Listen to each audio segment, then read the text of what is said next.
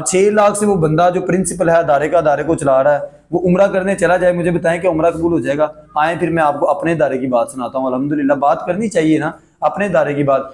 बिस्मिल्लाहिर्रहमानिर्रहीम, अस्सलातु वस्सलामु अलैका या रसूलल्लाह व अला आलिका व सहाबिका या हबीबल्लाह।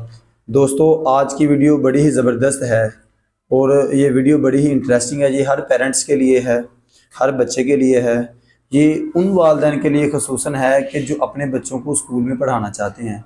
जब आपने अपने बच्चे को स्कूल में एडमिशन करवाना है, उसका एडमिशन, तो कुछ बातों का ख्याल करें। कुछ बातें आप स्कूल वालों से पूछें, वो कौन सी बातें हैं जो मैंने आपसे डिस्कस करनी है।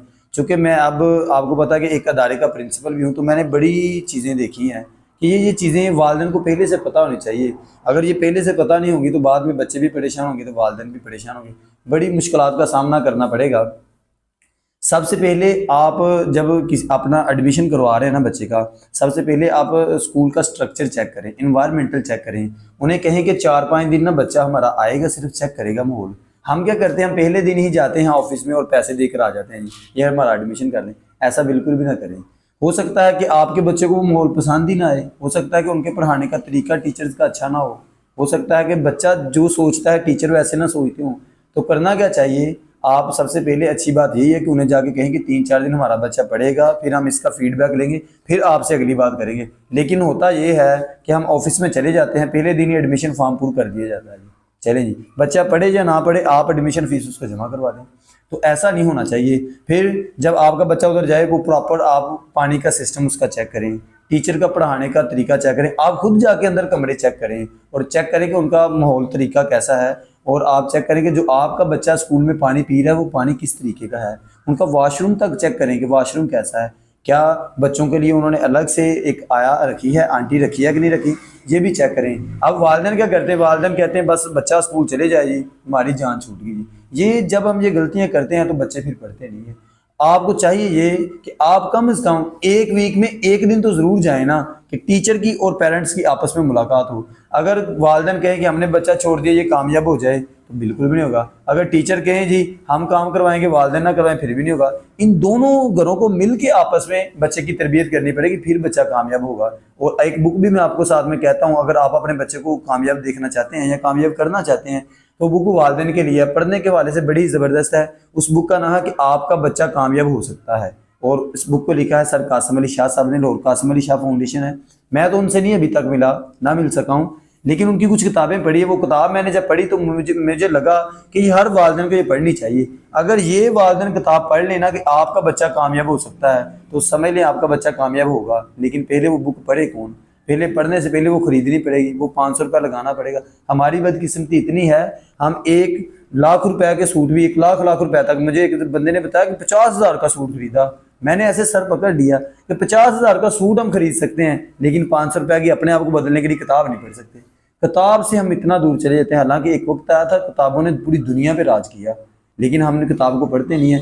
जब हम किताब को पढ़ेंगे, फिर हमारी सोच और टीचर की सोच आपस में मिलेगी, तो बच्चे को हम फिर इस तरीके से आगे लेकर जाएंगे। बच्चे को हम छोड़ आते हैं जी, फिर बाद में ये फीस का बड़ा इशू होता है कि फीस इतनी दे। और सबसे बड़ा जो इशू है ना स्कूल में दाखिल करवाने, वो पेपर फंड का है। पेपर फंड देखें कि आपका बच्चा कितना दे रहा है, या उनसे पहले पूछ रहे आपने कितना लेना है। अब मुझे एक स्कूल का, मैंने नाम नहीं लेना, तो उन्होंने बताया जी कि 4 क्लास का 700 रुपया उन्होंने पेपर फंड लिया। अब जो भाई साहब आप मुझे सुन रहे हैं, पेरेंट्स हैं, स्टूडेंट, मेरे आपसे एक सवाल है कि 1000 प्लस उनके पास तादाद, हम 1000 ही लगा लेते हैं।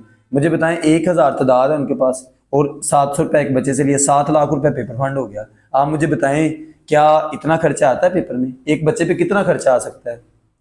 5 रुपए की, 10 रुपए की चले फोटोकॉपी लगा लें, 8 किताबें 10 किताबें लगा लें, एक बच्चे पे 100 रुपया खर्चा आ गया। 100 रुपया खर्चा, 1000 को 100 से ज़रब दें तो 1 लाख रुपया बनता है। अब 7 लाख में से 1 लाख माइनस कर दें, 6 लाख बच गया। अब 6 लाख से वो बंदा जो प्रिंसिपल है अदारे को चला रहा है, वो उम्रा करने चला जाए, मुझे बताएं कि उम्रा कबूल हो जाएगा? आए फिर मैं आपको अपने इदारे की बात सुनाता हूँ। अल्हम्दुलिल्लाह, बात करनी चाहिए ना अपने इदारे की बात। हमारे मुफ्ती साहब हैं, डायरेक्टर मुफ्ती मुनीब अहमद साहब, अल्लाह मेरी ऊपर भी उनको लगा दे। उन्होंने क्या किया, मैं कुछ बुक से खरीद के लेकर आया ननकाना से, तो बुक ननकाना से हमें 500 रुपया की मिली। हालांकि वो जिन साहब ने लिखी है वो भी मेरे टीचर हैं, प्रोफेसर शिबान साहब। 515 की वो दुकानदार को दे रहे हैं, हमें 500 की दी उन्होंने। तो बुक हम ले गए उधर, तो मैंने बच्चों ने मुझसे पूछा सर कितने की बुक है, तो मैंने कहा उनको नहीं बताया, मैंने कहा अच्छा बताते हैं जी। मैंने कहा 700 या 800 की देंगे, क्योंकि 600 वाली तो 650 वाली तो दुकान के वाले दे रहे हैं।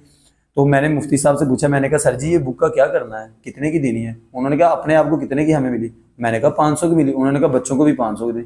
वल्ला मेरे सामने 2-3 बुक्स सेल की 500 रुपए की, 1 रुपया बचत नहीं ली। उस इदारे में अपने बच्चे को पढ़ाएं जहां किताबों की बचत नहीं ली जाती, जहां पेपर फंड नहीं लिया जाता, जहां एक्स्ट्रा चार्जेस नहीं लिए जाते। वहां आपका बच्चा पढ़ेगा तो उस बच्चे की जिंदगी बदलेगी, क्योंकि वहां इखलास होगा, वहां बिजनेस नहीं होगा। जिस स्कूल में बिजनेस है अपने बच्चे को स्कूल में दाखिल ना करवाएं, आपका बच्चा कभी नहीं पढ़ेगा जी।